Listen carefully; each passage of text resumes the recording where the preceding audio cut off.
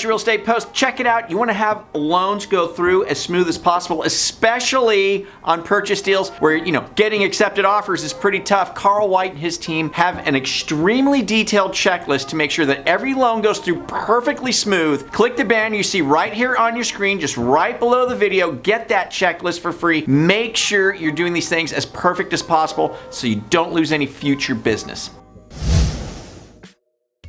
So United Wholesale is facing a class action lawsuit. Kinda saw this one coming, don't you think? So Parrish and Goodman, who represent the loan officers who brought this suit, claim a class action suit filed on April 23rd is an effort among independent mortgage brokers to earn back their freedom to choose which lender is best for their American homeowner client. Now, hasn't that always been what it's all about? Isn't it always, let's do what's best for the client? I mean, Frank, that kind of makes sense, doesn't it? But I gotta tell you, Frank, seriously, I'm seeing ultimatums being put on people right now in this industry, and words like that don't belong in sentences that speak of clients' best interest. Ultimatum is not a good word there for that sentence. But you gotta hand it to Matt Ishba. I mean, it was totally gangster what he did. He pulled the ultimate mortgage broker's version of Vito Corleone. You wanna stay in my good graces? Then you better kiss the ring.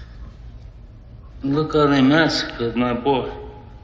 The lawsuit claims the actions by United Wholesale Mortgage are not only entirely unethical and the behavior demonstrated by a schoolyard bully, but also incredibly ill-conceived, and this is said by Robert Goodman, partner at Parrish and Goodman. There's no room in our economy or our society for large market participants to conjure up schemes to weaken competition. Courts have long held this behavior to be unlawful, and we are confident they will again in this matter with United Wholesale Mortgage. Now, United Wholesale in response said UWM is committed to the growth and success of independent mortgage brokers across America. We do not comment on legal matters that are still pending. Okay, I get it. But here's what I want to know. If a mortgage broker loan officer places a deal with United Wholesale Mortgage, okay, and one or all of the wholesale channels that UWM said you can't use is offering that exact same product but at a better price,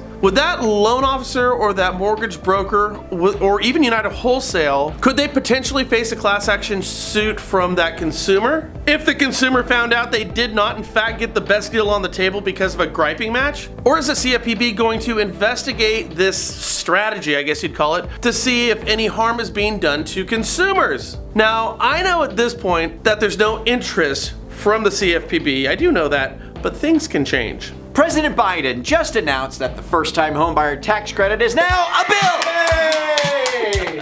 Now, this is not the $25,000 in straight-up folding money that first-generation homebuyer people who aren't white are going to be able to get. Not that one, but this could go along with that $25,000 one. $15,000, $25,000, I get them both, that's what? $40,000, lots of money. Now, in order to be eligible for the full amount, the potential buyer must not have owned or purchased a home within the past 3 years. Now, they claim that the program would be targeted to low and middle income earners. Participants must also make no more than 160% of the median income. Think about that. That's not low income. It is 160% of the median. And for the tax credit, the home's purchase price must be no more than 110% of the area median purchase price. And buyers could claim the credit for primary residences purchased after December 31st, 2020. Man, it seems like it's gonna be a lot harder to get the $15K than the $25K if that thing goes through. Because, and remember, you can use that $25K for the down payment, the closing costs, buy downs, right? I mean, oh, and then if you combine them, you could also get the $15K back in folding money via, tax credits. I mean, here's my point. This is crazy, enormous money, man, that we're throwing around here. I mean, it's just massive, and it doesn't address the real problem. You're right, and Frank, the real problem for most people is, how do you buy a darn house in these markets? As we explained, this program is for low to median income earners, and that amount is defined as 160% of the median income for your area.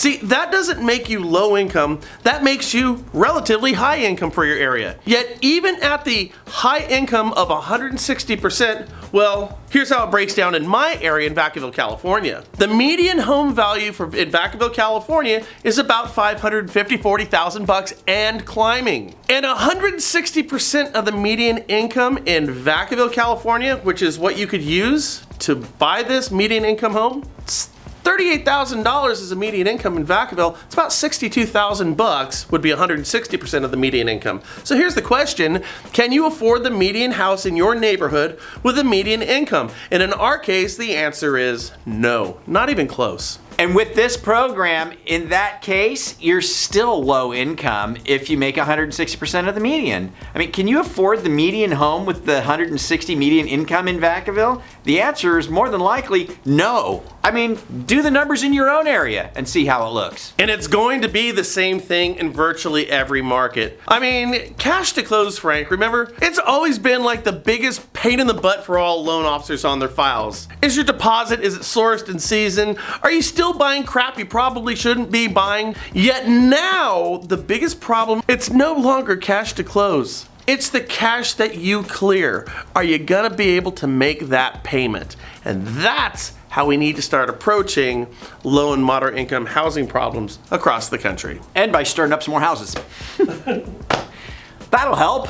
Let us know your thoughts on the show. Leave your comments down below. Click the Facebook button, share it. That would be awesome. Subscribe in your upper right-hand corner for meeting us for the first time. And we'll catch you later here at the National Real Estate Post.